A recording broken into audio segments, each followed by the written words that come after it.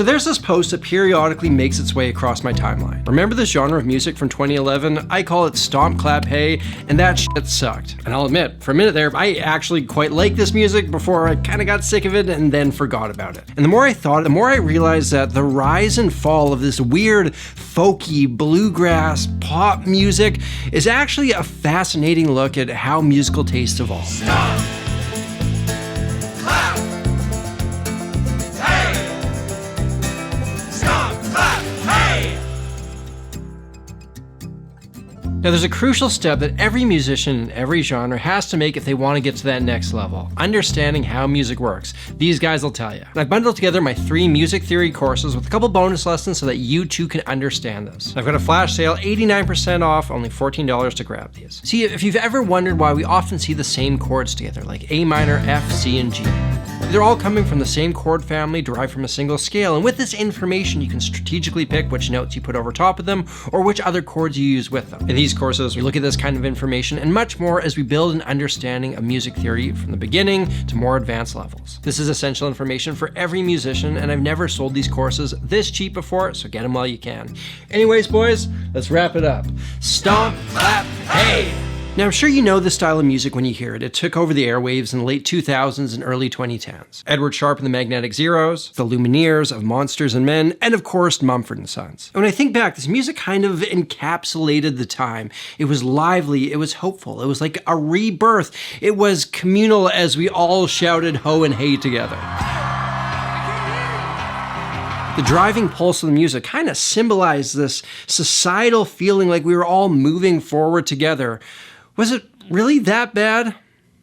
In ways it was. Now don't get me wrong, every music's got haters, but it seems recently people have really turned on Stomp Clap Hey. Here's how one user defined it on Urban Dictionary. Stomp Clap Hey is a genre of music considered by some as possibly the worst genre in existence, which seems a little bit extreme when you consider some of the pop country stars who still sell at stadiums, but hey, to each their own. Now one of the things that drew me into this style of music was the instrumentation. Though it felt like a new sound, it was played on instruments that have existed for over 100 years. Acoustic guitars, dobros, upright basses, kick drums, percussion, banjos. This vintage orchestration is kind of like a throwback to the folk and hippie movement of the 60s, and in ways it kind of elicits some of the same stuff that was in the air. And living through that time, I don't know, it kind of felt like there was a hopeful sense of change in society. And as a college kid in his 20s, a lot of this kind of stuff resonated with people like me. We were coming out of the post 9/11 fog. We'd turned the corner on the financial crisis. Millennials were set to take over the workforce. The guy who campaigned on hope had won. And maybe it's all rose-colored glasses, but you remember that feeling of hope in society? It'd be nice to get back to that one day. And that's kind of my first big takeaway why this music just doesn't do it anymore. The world feels very different now than it felt 15 years ago, and it's like if you took a piece of music from the 1920s about the roaring good times and played it for someone in the Great Depression, they're gonna be like, hey, this sucks. Stomp, clap, hey. You see, there's this interesting thing that periodically happens in the evolution of music. Things are following a steady path for a while, and then comes along like an opposite reaction force. Look at rock in the 80s. It got bigger and flashier and glammier and hairier, and things mostly follow this path for a while until something like grunge comes along, and now we're all doing the opposite of what we did before. I like the term upsetter trend for this. It's something that comes along and completely diverts the flow of the musical river. And one of the interesting things that you do sometimes see are these throwback trends. Like you take in the 80s, there was this re-interest in all things 50s. Or you go to the early 2000s, and there was this kind of revisiting of vintage rock. But one of the big drivers of musical evolution is the technology, and there's no stopping that force. Think of how different things can instantly sound when you're able to overdub, when you can add more tracks, when things are digital, synthesizers, MIDI, auto-tune. Music technology is inherently linked to the story of how music progresses. In 2008, the technology was on full display. Think T-Pain, Kanye, Katy Perry, slick, modern, powered by computers. And what could be more opposite to this than traditional Americana folk style music? Stomp, clap, hey.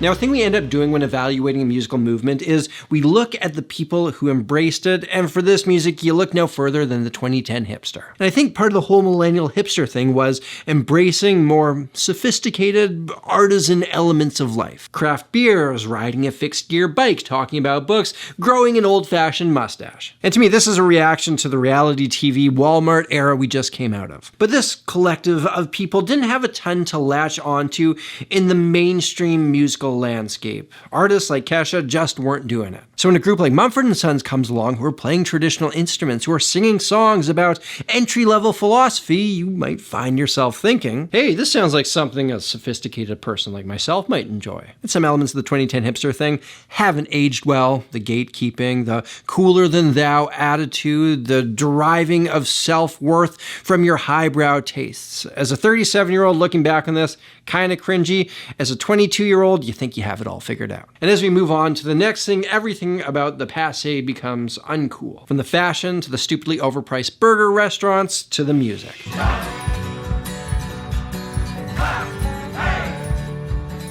Now, I have mixed feelings when I listen back to this music. My gateway into it was certainly Mumford & Sons. And I remember my first time listening to their debut album and just loving it. It sounded fresh yet familiar. The composition and execution is undeniable, and those hooks are so good. They make you want to sing along in a car full of your friends at full volume. But I also do have my fair share of critiques listening back some 15 years later. Once you figure out the formula, it becomes kind of predictable. Those big crescendos in every song seem heavy-handed, and the lyrics felt deeper at the time. But I can still put on that first album and find a lot of joy in it. And if that was the only thing I ever heard in this genre, I would go to my grave defending Stomp Clap Hey. But the problem was, as the sound spread, the characteristics that originally made it great became cliches. Because with every band and every song doing a lesser and lesser version of the original thing, it loses the charm. Because I remember a specific day in 2012, I went to a songwriting event and heard 3 different songs that had ho-heys in them. It was that day that I was completely done with it. And it seems we're in the part of the musical taste cycle where things from 10 to 15 years ago are old enough so that they seem dated, but not quite old enough that they are nostalgically cool. The 50s made a comeback in the 80s, the 60s had a revival through bands like Oasis in the 90s.